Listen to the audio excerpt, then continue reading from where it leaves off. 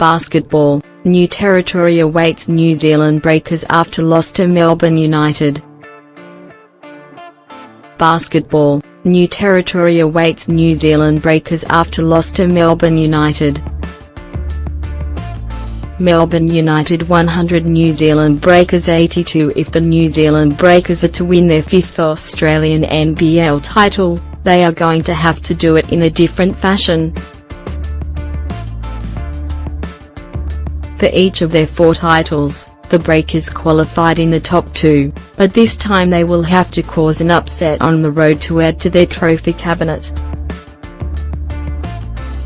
A 182 defeat to Melbourne United has seen the Breakers' hopes of finishing in the top 2 dashed, instead dropping back to 4th on the ladder. With a 15-11 record, they no longer have a chance of securing home advantage for the semi-finals, instead having to fight for 3rd spot, and a likely matchup with the Adelaide 36ers. As for top spot, well, that's all sealed up by Melbourne, after their 2nd win over the Breakers in 3 days.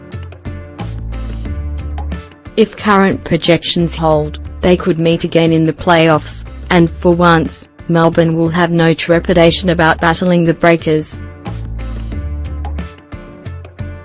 Coming into this weekend, Melbourne has lost 10 of their last 11 meetings against the Breakers, but in their 2 victories, they emphatically showed why they are title favourites.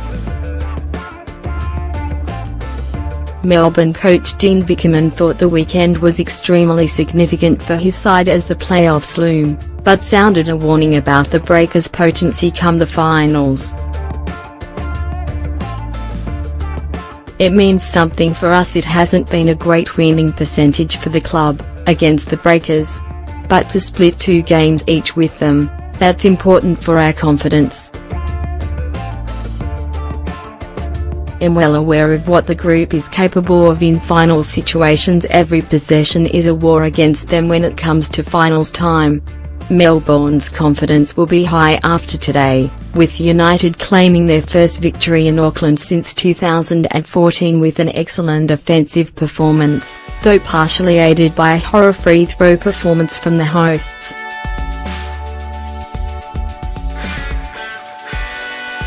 The Breakers shot just 14 of 30 from the free throw line. Tom Abercrombie, 1 of 8, and Mika Vukona, 3 of 7, the main culprits, and Breakers coach Paul Hianair lamented how those struggles put them on the back foot. I said earlier in the year that there's going to be a time where the foul line possibly costs us the game, and whilst it might not have been 100% responsible, it definitely had an impact, mused Hianair. It was part of another mixed display from the Breakers' offense, which has often fluctuated in its efficiency. Initially, they tried to work it inside, with limited success, before changing tack as Edgar Sosa drove and dished, finding shooters to knock down threes. Sosa handed out 6 first-quarter assists, with DJ Newbill profiting, knocking down 3 consecutive threes as the Breakers led 30-25 at quarter-time. If the opening stanza was high-octane, the Breakers spluttered afterwards, scoring just 5 points in the next 6.5 minutes as Melbourne stormed back. Led by Chris Goulding and Josh Boone, Melbourne were attacking the rim with success, and hitting 85% of the freebies when sent to the free throw line. At the other end, the Breakers were also heading to the line, but with far less success. Despite those woes, the Breakers were still in the contest at half-time, but they encountered further problems after the interval.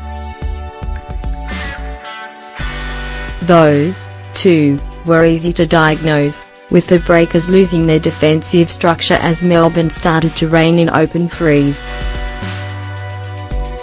First, it was reserve guard Peter Hooley, who linked up well with Kiwi Towie Smith-Milner to give Melbourne a sizable lead, before David Barlow and Goulding both sank triples to make it an inerasable advantage. The final margin was 18, with Melbourne sealing a victory that clinched top spot and title favouritism. A rematch could soon be on the cards in the playoffs, and Vu Connor isn't reading much into the recent results. Once the playoffs start, all that is out the window. We're all on an even keel. We've got things we need to work on, and tidy those up in the next 2 games. If we do that, we'll be fine. He and Air 2 is confident that they can turn things around once the going gets tough. We're going to have to do it the hard way, and that's okay. Melbourne 100, Goulding 21, Boone 19, Breakers 82, Souza 25, Newbill 13, Height 46-41.